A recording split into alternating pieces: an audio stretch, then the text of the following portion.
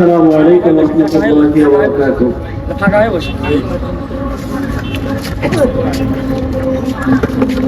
الحمد لله وحده والصلاة والسلام على من لا نبي بعده. نحمده ونصلي على رسوله الكريم أما بعد. فأعوذ بالله من الشيطان الرجيم. بسم الله الرحمن الرحيم. ولا تهنوا ولا تحزنوا وأنتم الأعلون إن كنتم مؤمنين.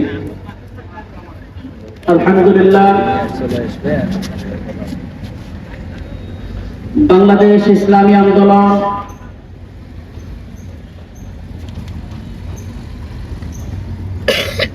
Bhabanipur union শাখার আজকের এই দ্বিবার্ষিক ইসলামী মহাসম্মেলনের সম্মানিত সভাপতি, আজকের সম্মেলনের সম্মানিত প্রধান অতিথি সহ ইসলামী আন্দোলন বাংলাদেশের নেতৃবৃন্দ,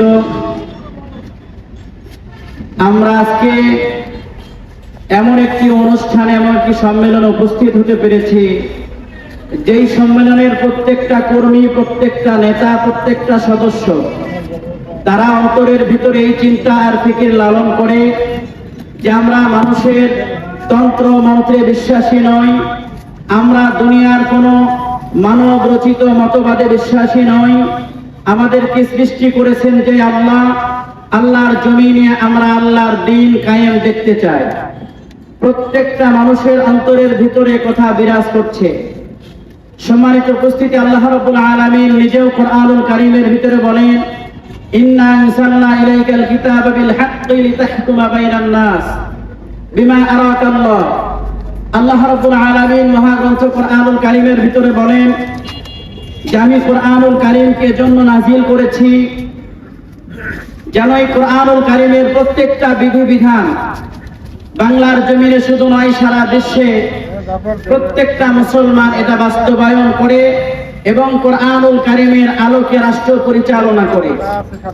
সম্মানিত উপস্থিতি, আসলে কোরআনুল কারীম দ্বারা রাষ্ট্র পরিচালিত তখন হবে যখন আমি আর আপনি অন্তর থেকে চাইব যে কোরআন দিয়ে রাষ্ট্র পরিচালিত হোক। আজকে দুঃখ আর পরিতাপের বিষয় হলো, আমাদের মতো টুপিওয়ালা যখন রাজনীতির কথা বলি, আমরা যখন রাজনীতির স্লোগান দেই, কোন মিছিল মিটিং এ উপস্থিত হই, বাংলাদেশের কিছু কুলাঙ্গার যারা ইহুদি খ্রিস্টানদের টাকা খেয়ে মুসলমানদের টুপিওয়ালা দাড়িওয়ালাদের দিকে চেয়ে চেয়ে থাকে আর অট্টহাসি দেয়, মুসলমানদের ওলামা একরামদেরকে বেইজ্জতি করতে ব্যস্ত থাকে। তাদের চিন্তা ফিকির হলো ওলামা একরাম হুজুররা আবার রাজনীতির ভিতরে আসবে কেন? আমি আজকের এই সম্মেলন থেকে বলতে চাই, যদি রাজনীতির এই বিষয়টা, রাজনীতির সংজ্ঞাটা যদি কারো ভালো করে জানা থাকতো, আসলে আমাদের সমাজে যারা নেতৃত্ব দিচ্ছে এরা রাজনীতির মানে কি, রাজনীতির শব্দের অর্থ কি, এটা পর্যন্ত জানে না। কথা বলেন না কেন? এরা এটা পর্যন্ত জানে না। আসলে বাস্তব রাজনীতি যেটাকে বলা হয়, যদি রাজনীতি কেউ করতে চায়, রাজনীতি করার অধিকার একমাত্র সত্যবাদীদের আছে। রাজনীতি করার অধিকার একমাত্র হক্কানি ওলামায়ে কেরামরা রাখে। রাজনীতি পরিষ্কার একটা নীতি, যে নীতি সবচাইতে উৎকৃষ্ট, সবচাইতে দামি নীতি, সেই নীতি লালন করে ওলামায়ে কেরাম এবং হক্কানি পীর মাশায়েখ যারা আছেন তারা। আজকে আমরা কি দেখেছি, সারা দুনিয়াতে প্রত্যেকটা মানুষ আজকে মানব রচিত মতবাদের পেছনে ছুটছে। আমার ভাইরা, আরো কিছু শ্রেণীর মানুষ আমরা বাংলাদেশে আছি যে পীর এ শব্দটা শোনার পরেই কিছু কিছু ব্যক্তির শরীরের ভিতরে আগুন জ্বলে যে পীর এটা আবার কি জিনিস, এটা আবার কোন জগতের হালুয়া। আসলে আজকের বাংলাদেশের শায়েখ বলতে কোনো অসুবিধা নাই, শায়েখ নামটা নিয়ে কারো চুলকানি নাই, পীর সাহেবকে নিয়ে চুলকানি, আলেম আর হক্কানি এই বিষয়গুলি নিয়ে কোনো চুলকানি নাই। যখন পীর সাহেব শব্দটা উচ্চারণ করা হচ্ছে, তখনই এক শ্রেণীর মানুষের শরীরের ভিতরে গাত্রদাহ শুরু হয়ে যাচ্ছে। আসলে পীর সাহেব উনি কি চাচ্ছেন, আমরা যেটা নজরে দেখেছি, যদি কোনো বিষয়ে আমাদের প্রশ্ন থাকে, এদেশের একেবারে নিম্ন শ্রেণী থেকে সর্বোচ্চ পর্যায়ে রাজনীতি ব্যক্তিবর্গ যারা আছেন, তারা সকলেই ভালো করে বিশ্লেষণ করে তারা দেখেছেন পীর সাহেব চরমনাই শুধু নয়, হক্কানি ওলামায়ে কেরাম যারা আছেন, হক্কানি পীর মাশায়েখ যারা আছেন, তারা অন্তর থেকে কথা লালন করেন যে জান্নাতে নিয়ে যাওয়ার মালিক আমি নই, আমারই নিজেরই কোনো গ্যারান্টি নাই, কথা পীর সাহেব চরমনাই বলেছে। সম্মানিত উপস্থিতি, আমি অন্য একটা দলের ভিতরে ছিলাম। আমার জীবনের প্রথম পছন্দ ছিল ইসলামী আন্দোলন বাংলাদেশ। কোন এক কারণে, কোন এক বিষয়ের কারণে আমি দূরে ছিলাম।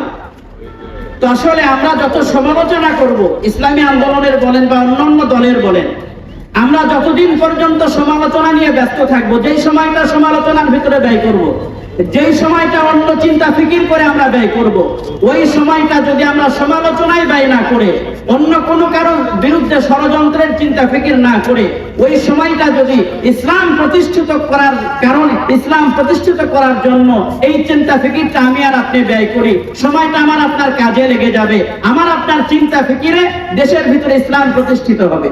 সম্মানিত উপস্থিতি, আজকে আমরা দেখতে পাচ্ছি গতকালকেও বাংলাদেশে হেফাজত ইসলামের ব্যানারে বিশাল আকারে এই বাংলাদেশের জমিনে একটা সম্মেলন অনুষ্ঠিত হয়েছে। আমরা দেখতে পাচ্ছি যে বা যারাই ক্ষমতায় আসে তারা সকলে আঙ্গুল ফুলে কলা গাছ সাজার একটা পরিবেশ তৈরি করে। আমার ভাইরা, বাংলাদেশে একজন আর দুইজন মুসলমান না। আসলে যদি মুসলমান আমরা একজন থাকতাম, মুসলমানের বীর মুজাহিদ যদি আমরা একজন থাকতাম, আল্লাহর ওয়াস্তে আল্লাহকে বিশ্বাস করতাম যে হ্যাঁ, আল্লাহর জমির আল্লাহর দ্বীন প্রতিষ্ঠিত হোক, এটা আমরা অন্তর দিয়ে চাই, তাহলে কোন নাস্তিকবাদী শক্তি, কোন ইসলাম বিরোধী শক্তি বারবার ইসলামের বিরুদ্ধাচারণ করার সাহস পেত না।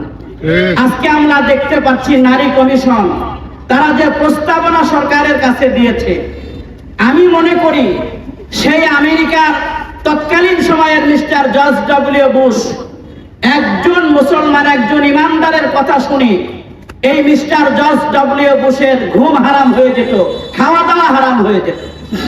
আমি শেষ পর্যায়ে যে কথা বলতে চাচ্ছি, একজন মুসলমানের নাম শোনার পরে সারা পৃথিবীর সবচাইতে বড় শক্তিধর ব্যক্তি মিস্টার জর্জ ডব্লিউ বুশের যদি মাথার চুল দাঁড়িয়ে যেতে পারে, যদি তার শরীরের রক্ত গরম হতে পারে একজন মুসলমানের স্লোগান শুনে, নাম শুনে, আমি আজকের এই সম্মেলনের প্রত্যেকটা কর্মীদেরকে জিজ্ঞাসা করতে চাই, বাংলাদেশে আমরা একজন আর দুইজন মুসলমান বসবাস করি।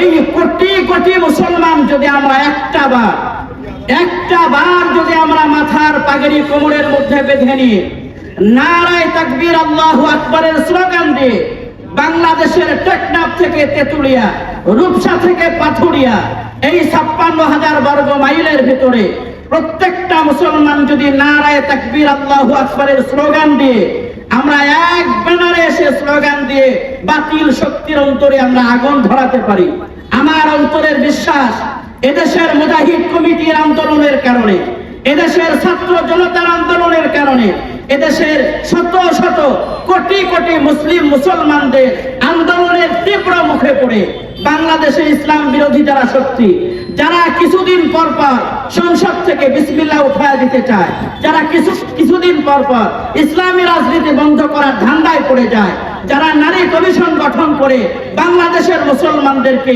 বেইজ্জতি করতে চায়, নারীর অধিকার হরণ করতে চায়, এদের বিরুদ্ধে যদি আমরা সোচ্চার হতে পারি, পীর সাহেব চরমনায়ের নেতৃত্বে, ইসলামী আন্দোলনের নেতৃত্বে যদি একটা বার আমরা আওয়াজ তুলতে পারি, আমার অন্তরের বিশ্বাস একমাত্র মুসলমানদের তীব্র আন্দোলনের মুখে পড়ে এই জাতীয় ইসলাম বিরোধী শক্তির কবর রচনা করতে আমরাই সক্ষম হব।